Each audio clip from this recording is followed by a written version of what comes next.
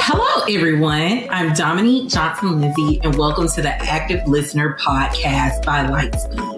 For the past 3 decades, Lightspeed has journeyed with educators and tech experts across school districts. With our Active Listener Podcast, we are bringing the stories and experiences of our customers, education experts, and our own team members on how listening is foundational to education. Tune in as we amplify these vital voices and understand more about the people shaping the future of education. We hope every podcast listen will be a learning opportunity with Active Listener. All right. Thank you, everyone, for joining us today. I want to thank Andy for joining us today. So before we get started, Andy, can you please introduce yourself? Yeah, so my name is Andy Heltborg, and I'm a product manager here at Lightspeed. So part of my background, I have an electrical engineering degree, and I spent 9 years as a hardware design engineer, and I've spent 13 years of my career as a product manager. And at this point, I've been with Lightspeed for about 1.5 years. Perfect. I want to start off talking a little bit about just being here at Lightspeed before we jump into all the stuff that you do. So my first question is, as a newer employee at Lightspeed, how would you describe the culture of Lightspeed? All right. Well, before I get into the culture, I wanted to talk about the core values a little bit. The core values that we have here at Lightspeed are integrity, respect, innovation, stewardship, and humility. And when you look at those core values, one of the things that I realize is 4 of those really deal with how we interact with people, how we do our job. And I find that working at Lightspeed, that the people here really do embody those core values for the most part. And it is important to us, given that 4 of the 5 are about how we interact with people. And so when I describe the culture, think about the culture here, I really liken it to a family. Maybe more close-knit team, but there are a lot of family aspects to it. And the executive team really does work to put together opportunities for us to all work together, be together, speak together, and try to get those personal connections with everybody. And since I've been here, it's a great group of people that I work with. We know Lightspeed is a mission-driven company, and the work that we do is impactful to students and teachers. How would you describe the work we do as reflecting what's important to you and our values? For me, I believe education is a great equalizer. It opens up a lot of opportunities for people that you wouldn't normally have. And over my life, I've been blessed to be able to go to good schools and have some really great teachers that have influenced my life. And so, education is important to me. And, I think I've spent 22 years in the school system, actually getting formal schooling. So a big portion of my life was involved in school. So working for Lightspeed, where the mission is really creating that connection and communication, enhancing that connection and communication between teachers and students, and really promoting education and trying to help people in the school system, was actually a big selling point for me to come and work here. That really spoke to me. I've had a lot of jobs over the years, and one of a lot of times people don't even know what I do even after they ask me, and I tell them, oh, well, as an engineer, this is the products I work on. And they just kind of nod their head and like, they couldn't repeat it to anybody else because they don't really understand the product or what I'm doing. But for Lightspeed, it's actually refreshing when somebody asks, what do you do at Lightspeed? And I tell them and talk about the product, and you can kind of see their eyes open up. I was just volunteering with my daughter this past weekend on a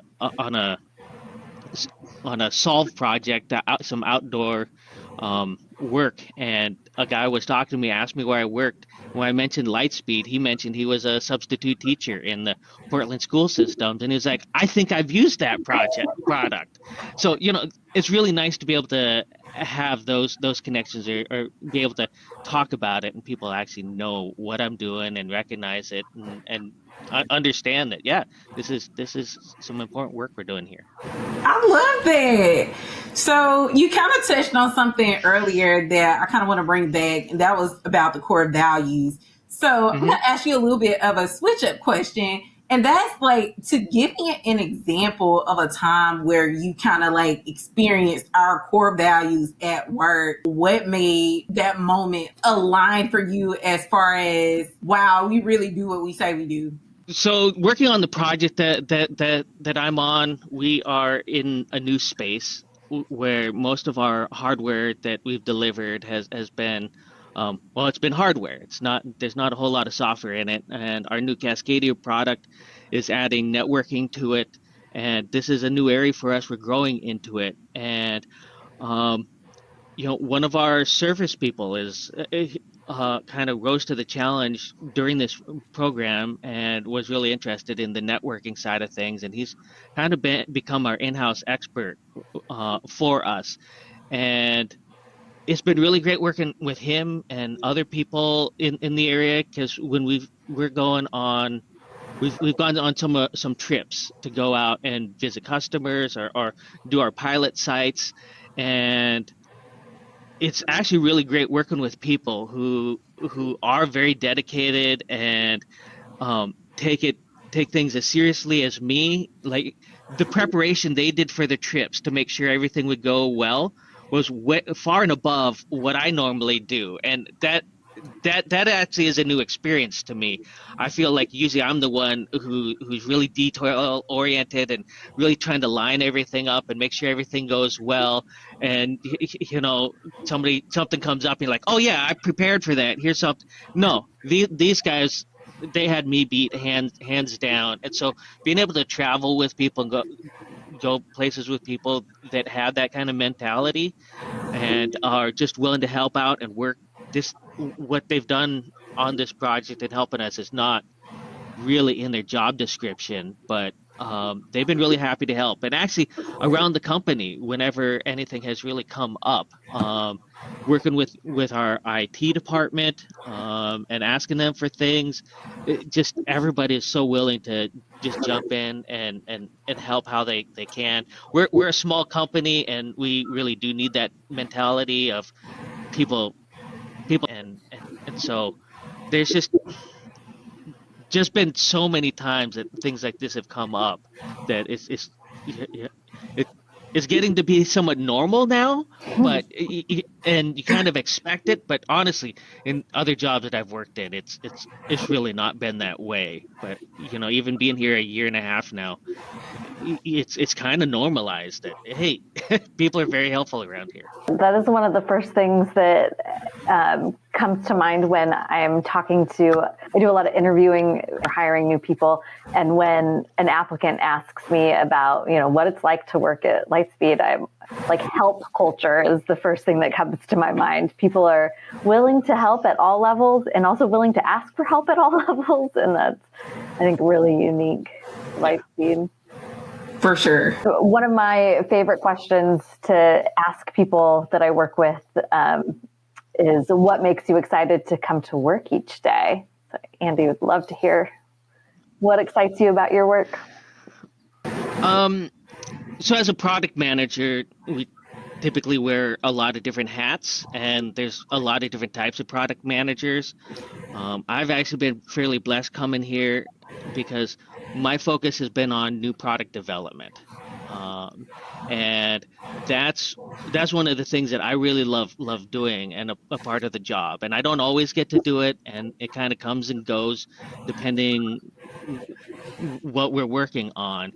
But in the year and a half that I've been at Lightspeed, I've been working on a project, our Cascadia product, and working to bring that to market. And so almost my entire focus has been on new product development. And so that's been really great for me, because that's the kind of work that I really enjoy, working with the development teams, working with the engineers, talking with the customers, and bringing that new product to market. Just all the aspects there is really exciting for me. And now that we've launched my project, I'll probably go back to be doing some other work until the next project comes along and we kick that off. But I guess you can't do the fun stuff all the time, 100% of the time. Sometimes you have to actually do work. You were definitely doing work in that design of that project. It sounds like it's exciting. So I actually want to ask about that. You were super pivotal in getting Cascadia out the door, which is our network instructional audio solution. So tell me, what was your favorite part, if you had to pick just one, of the product development process? So the first thing that comes to mind, that the most fun I had on this, was when we were working on the industrial design of the product. So, in the beginning, we kind of decide what we want to do, what the requirements are for the product, and then we work with the engineer and the development team, bringing them up to speed. And then at some point, you have to work on the look and the feel of it, and that part is very creative and very open-ended, and I find it just fascinating and fun. And the way it works is, since we've laid out all the requirements for everybody, the designers will go off and they'll start brainstorming, and they delivered us, I want to say, 8 to 10 different ideas of how this product could look. So we were redoing the microphone that we have that hangs around the neck, and so they gave us, here's 8 different models that you could have for the microphone. And then as a product manager and with the product management team sitting down, and we're discussing, well, I like this aspect of this one, or there's some stuff here that I don't really like. And to really promote a lot of the conversation, the designers will throw in some really off-the-wall ideas, just really out there, just to see what kind of reaction they can get. Sometimes you have good reactions, and it's a nice aha moment. Other times it's bad reactions, but they're really looking to drive that conversation. So they put some reasonable stuff together, and then some unreasonable stuff, and then you start picking and choosing, and there's a lot of back and forth with them that, after you've given them the feedback, then they came back to us with, I want to say, maybe like three different design ideas that they've kind of boiled down the feedback, and then you start the process again, and then you finally get to that last one, and said, okay, this is what we're doing. And I think as a team, we kind of stepped back at that point, looked at it, and went, wow, that really worked out well. Like that, it was just very impressive how it went. And so if you go and you look back and you look at where we started and where we ended up, it's kind of surprising that we got to where we ended up. But the whole process was just fun, because you just didn't know what they were going to come back to you with. And there's a lot of discussion of what can we do, a lot of what ifs conversations. And then what we ended up with was, I feel, something really amazing. I agree. And I will say, I love our new mic. I think it is beautiful. Coming to Lightspeed and seeing now kind of like this third iteration of a microphone, even though, of course, Clear Mic is brand new. I say I love it so much. It is my favorite one by far. So kudos to y'all for that. It's very cool to get to be, you aren't necessarily a designer, but to get to be so hands-on with the design process and like really inform each iteration. I think that's very cool. Yeah, and for the Clear Mic, we added a display to our microphone, which is something we haven't done before, and just in our industry it hasn't really been done. But in our conversations and in the beginning, we were trying to think of how we're going to add all these new functions and all these new features and have a couple of colored LEDs that we would flash for different things. And we got to the point thinking, how's the teacher's going to know what's going on? Two blinks for this, or red, green light. It gets to be too much. And somebody had mentioned during that process, well, can we add a display? And our initial reaction was, are you crazy? Adding a display, the cost that it's going to add to the product, the complexity, like it's going to grow. Like, I don't think we can do this. And the designers were like, just let us work on it and give you some proposals. And they came back and researched what was in the market, and then came up with some the designs included a bunch of different kinds of displays or way of doing things. And it really opened our eyes and took us in a different direction. And now it's a real key feature that we have on there, that it really differentiates us from our competitors, and I think adds some real value. So, there was just a lot of aspects of it that especially when you're in the beginning and there's just so much possibility in front of you, and getting to work on that part and see it evolve is very fulfilling. That's fantastic. And it's still simple. It's still simple enough that it's easy to use, even though it's got all of those additional features. Yeah. Very cool. So our listeners may or may not know that Lightspeed is 100% employee-owned company. And I'd love to hear from you, what that's like for you. Does that impact your day-to-day? How do you feel about working for a 100% employee-owned company? I know we're employee-owned, 100% employee-owned. And I believe it actually drives some of the environment that we have around here. But on a personal level, when I've talked to others who have been here a long time and are invested, and they see, they have concrete monetary, evidence that they are part owner of the company. I don't have that, but one of the things, I guess, one of the environment that it promotes being employee owned is the transparency that we have here. I really do enjoy the transparency.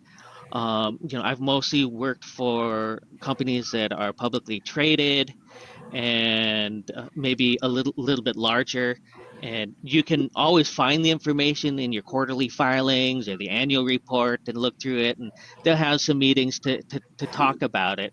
But here at Lightspeed, we have our weekly huddle where every week we get together and we learn about what's going on in the company. The executives are sharing information with us, how are sales going, what are potentially what the financials are looking like, are there issues in front of the company and how they're handling it, or what they're thinking about it, and just really involving us. And so, before working for a publicly traded company, you'd have the CFO would go and they would have their quarterly reports or their earning reports, and they would call and talk to the market about what's going on. And then, we as employees could listen in, but here we have our CFO talking directly to us. We are the shareholders. He is explaining what's going on to us.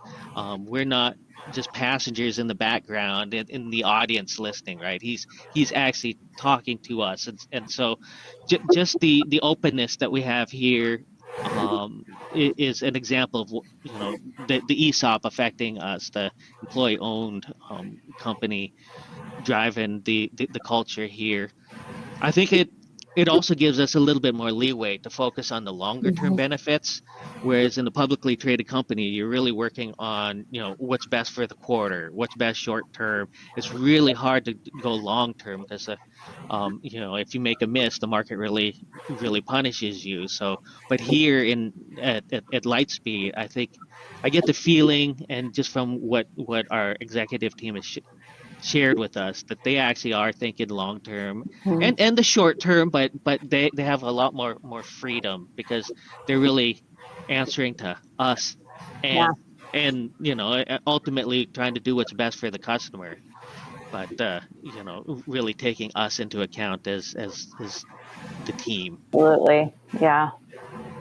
Very good point. I agree. I agree. And I think for me, I think the part that's always feeling good is the reassurance. So of course I've been places where I've been like laid off before, and not that that can't happen here at Lightspeed, but I think understanding the company and where we are, that allows me to have a clear vision so I can make decisions for myself. And so that part feels good to me even before I actually was a part of the ESOP. And like, I've been here for years now and got to partake. But even before that, I'm like, okay, well, I know we have this much cash on hand. Like, that's so insane to know for a company, because I work in places where I'm like, I'm not even sure who to request a new parking decal from. So it just feels good to kind of be in the company of good information. So yeah. Yeah. Well, those are all of our like serious questions. So now we get to literally my favorite part of the podcast. I say this on everyone, so everybody knows, I'm sure, by this time. And that's the fun questions. I'm gonna let Melanie ask the first one, and then I'll end. I would love to hear, Andy, what is your favorite sound in the whole world? So my favorite sound in the whole world, I think I would have to go with joyous laughter. Now I'm not talking about the laughter of, you're sitting in with a comedian and everybody's laughing at the jokes, but I'm talking about those times where you're getting together with family and friends and you're just connecting and talking and the conversation's going wherever it goes, and stuff comes up and maybe it's an inside story or and you have that everybody starts laughing and enjoying themselves, and it's just that real joyous laughter. um Maybe you're remembering some funny stuff that happened in the past, or it just, but that real truly genuine, like, you just love being with that friends and family kind of thing. So one example I have of that is when my son was almost 2 years old. We were visiting my family, my parents, and my sister. I think it was maybe a Christmas that vacation that we were visiting, and um, as one of the presents or something that we had, for some reason there was a kazoo, and we took this kazoo, and we're just talking, playing around, and um, the adults, we were all trying to use the kazoo and make it work. And I want to say it had been a long time, if ever, that any of us had ever really used a kazoo. So we're all blowing into it, and nothing's happening. And then my dad handed it to my son, who, like I said, is 2, and he just put it up to his mouth, and it made that kazoo sound. Like he got it to work, and we were all just sitting there shocked. And you're like, wait a second, how did he do that? And so now we're all laughing, and you're just kind of in that moment, and it's nothing really important, but you kind of get that warmth of friends and family around, and something happens, and you got that shared laughter that's just really true, right? Like, and so that's kind of the sound that I like, when that the people around you and you're just included in that you really do have that kind of sense of serenity and fun in that moment, and that really true laughter. Okay, so the last question today is, if you could remove one barrier for children at school, what would it be? So this one is, I guess, a little bit more personal to me, because I have a daughter who's going through school, and the thing that I would do if I could kind of wave a magic wand and change something is, I'd love to see smaller class sizes and more personalized attention from the teachers with the students. And so I remember right before the pandemic, I went into a parent teacher conference with my daughter's 5th grade teacher, and we had a good conversation, and he was probably more open with me than I was expecting. And he was talking about how it's really difficult in the classes, because you'll have kids that are at it. He had 5 or 6 kids that were at the top end, working above grade level. And I think this is a class of maybe 35 kids that he's trying to teach. And he's got like I said, 4 or 5 kids at above grade level. He's got 4 or 5 kids that are way below grade level, and then the rest are kind of at grade level, somewhere in between. And he was, I think, feeling a little guilty and saying that he spent a lot of his time with those kids that were below grade level. And my daughter was identified as a tag student, that a talented and gifted here in Oregon, and she's one of those top students. And he knows that even if he doesn't do anything and doesn't spend any time and with her, she's still going to do well. So, but he feels guilty about that because he wants to give all the kids as much time as he could. And he just couldn't do that given how many students he had and how many of them required the attention. And I can't fault him for that. I think those kids that are struggling, they need as much help as they can get. And but at the same time, as a parent, I wish my daughter could get some personalized attention that would be able to challenge her and push her. Because soon after that, the pandemic started, and then all the teachers are in survival mode. They weren't even really trying to push their students, and since they've come back, everybody's been playing catch up. And it's getting better now that she's in high school and they have a lot more offerings and different levels, but still the class sizes are really large, and it's hard for the teachers to give that personalized attention. And going back to one of my earlier statements that I've been blessed to have some good teachers, and there's nothing quite that affects your life like a really good teacher.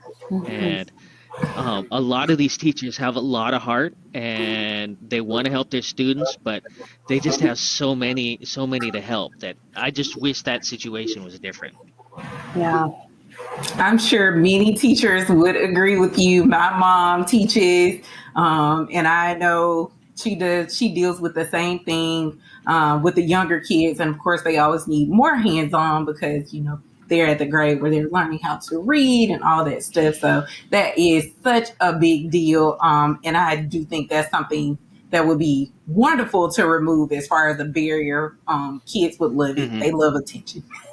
Yeah.